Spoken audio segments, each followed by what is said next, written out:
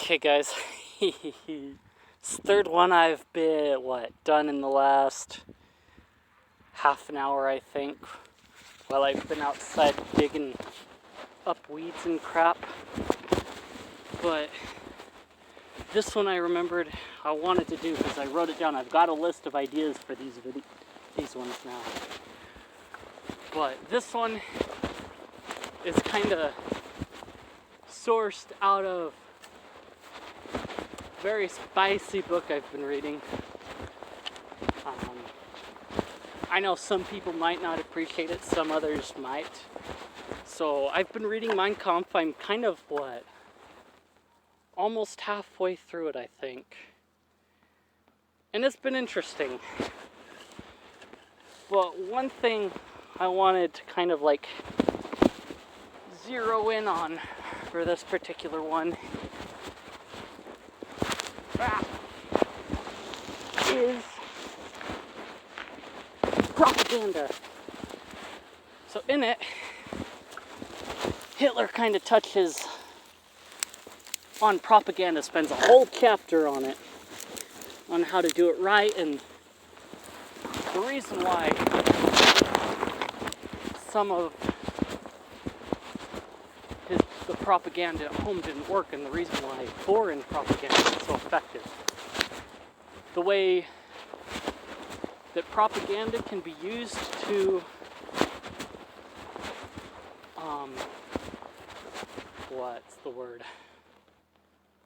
to lull a society into false security. One thing that he noted was that much of the propaganda and the information painted their enemies as ugly weaklings that really couldn't do anything. They painted them as people that they could easily beat in war and just kind of trample all over them without much worry. Almost like animals. But then once he actually ran into it on the front lines, when in the military, after he recruited, he became disillusioned with the image that the propaganda painted, because he got to see how the opposing forces fought firsthand. He got to see how they reacted, what their equipment really was like, rather than what the propaganda pushed. And many soldiers, not just him, became disillusioned with what some of their countrymen had been telling them about the enemy. And one of the things that he also talked about was that the opposing forces, with their propaganda, painted their own forces as ruthless and almost bloodthirsty killers. And he mentioned how that prepared them such that they, in essence, overestimated the might of the forces they were fighting. So when they came in well prepared to fight the forces, to find that they were a bit weaker than they were told. But the people at home were still emboldened by the image that they were stronger than their enemies, because they hadn't been out on the front lines. They were out still living their daily lives, but going to this political party, that political party, and everything else. He kind of paints the whole landscape as a political war zone when he's talking about the back home scene. But some of the points that he touches on was how some of the propaganda really didn't relate to the lower class. It didn't speak to them. It didn't speak their language. And I think that's one prominent point when you want to spread your message, you want to reach the lowest common denominator. So you have to speak to the people and to your base. And usually you'll get the most people. You kind of see this problem with it today where most people are disillusioned. What's the word? Politicians nowadays almost disassociate themselves with the common rabble because of the way that they speak. They speak political speak rather than speaking to the people. And so they use these big, nice, fancy words, and then they say nice things like, we're gonna give you this, that, and the other that the people are gonna understand. Then when they get asked about how those things are going to affect the economy or affect taxes, they kind of walk around the issue. But they focus on some of them. We're going to give you this free stuff, and this free stuff. And so they become almost like a robot. They aren't human. They aren't relatable. How can you trust someone that is unrelatable and that talks like they're unrelatable? So he kind of touches on that, how propaganda was used to weaken the people rather than strengthen them. And I came across someone else on the internet that kind of talked about this. He's a propagandist himself, and what he has done in the past is written propaganda. He sees propaganda as a tool, and I can really see that viewpoint in that it all depends on how you use it. It's not necessarily good or bad in and of itself. It's how you use it and how you design it and what your aim is that can turn it evil, much like anything else. And just because you have less propaganda or less of a reach doesn't make you any less evil if you're using that reach for evil purposes.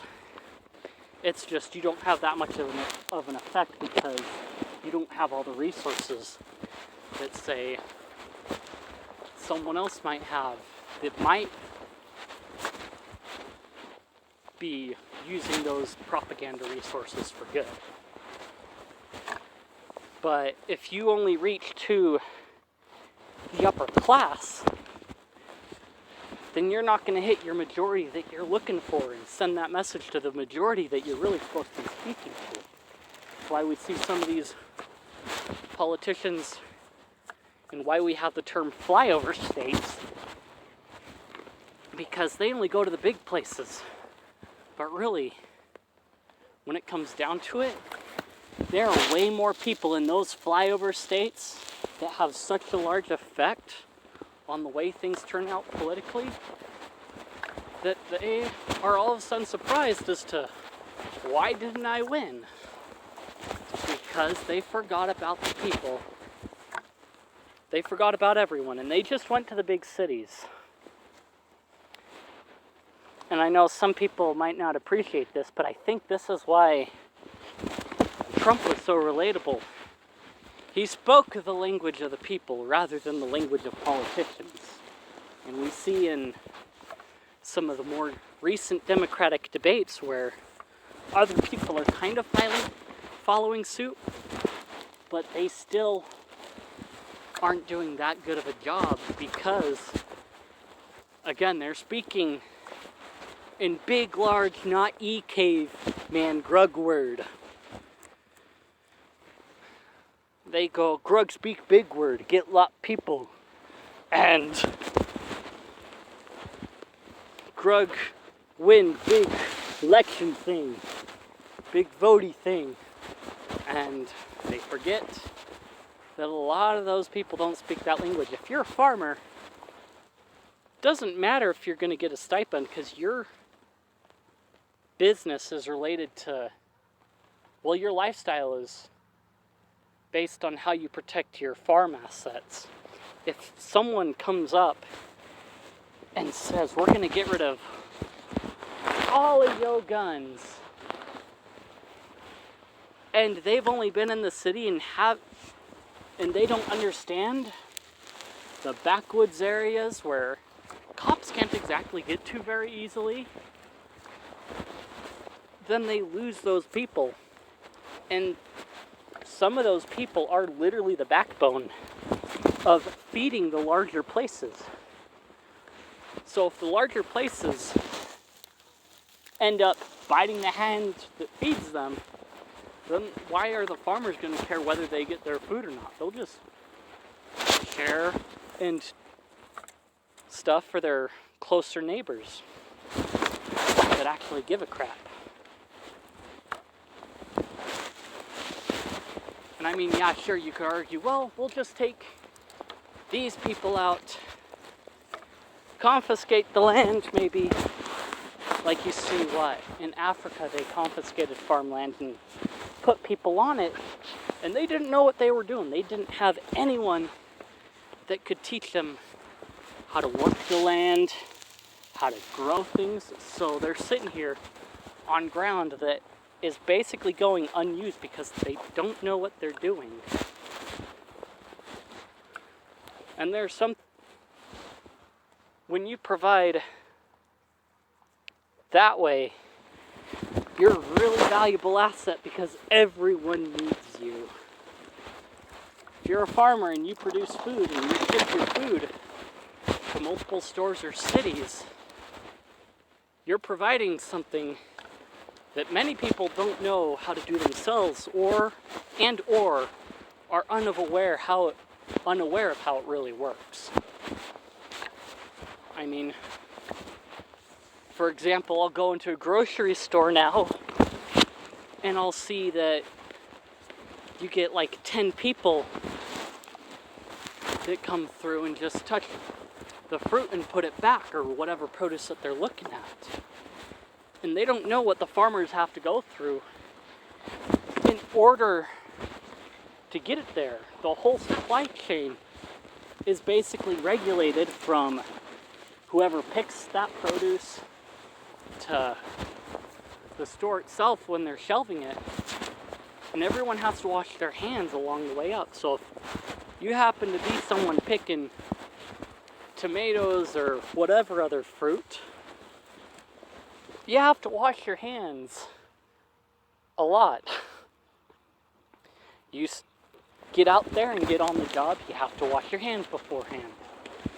You go to the bathroom, you have to wash your hands right after. When that produce ships to the store, whoever shelves that produce or puts it on the shelf, if they do that, has to wash their hands before they touch it. And then all of a sudden these grubby-handed people come in, touching everything, and usually the farmer gets sued. When there was this whole supply chain, and these customers that walk in that don't wash their hands. I literally watched someone, what was it, just yesterday, and this is still in the middle of a coronavirus pandemic, that was using the bathroom at Maverick. When he finished up, he just walked straight out the door without washing his hands.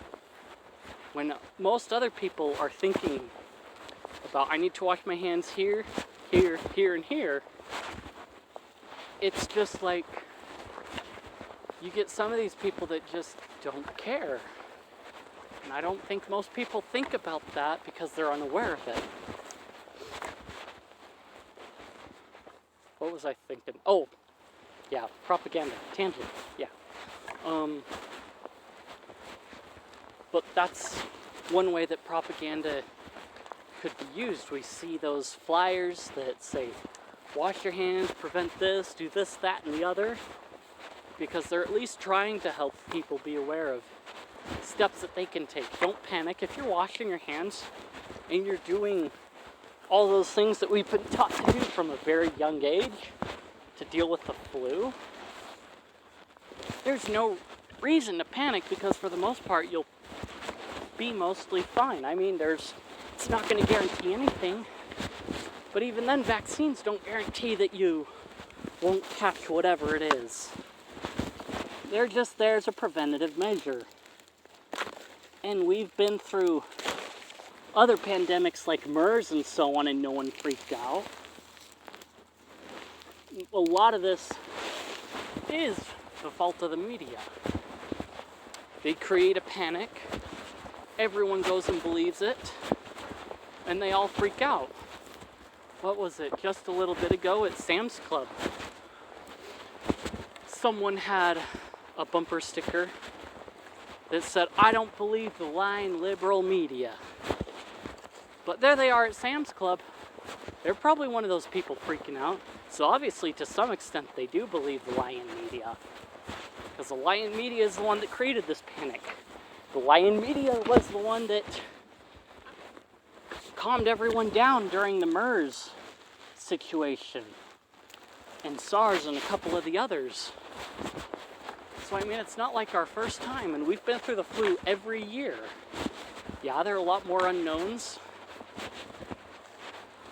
but it's kind of the power that propaganda has over people, is it can make them freak out, it can make the stock markets tank, it can do all kinds of things, and then it can do the exact same opposite effect. It's like one of the task force briefings, I believe it was the Surgeon General that said to stop nitpicking at politics, stop bickering over other stuff, and write stories that will help calm the people down and keep them aware of doing what is within their control. So it depends on your message and how effectively you can spread that message that will change the course of history for, I guess, no better way to say it. But that's kind of one important thing, is remember your lowest common denominator. Who's your audience? You've got to speak to that audience. And Mein Kampf touched on that through that whole chapter.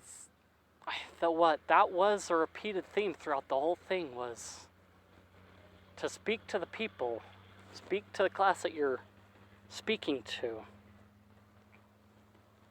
So if there's anything you get out of this, just remember to speak to the lowest common denominator of your audience, or whoever it is. I'll see you in the next one.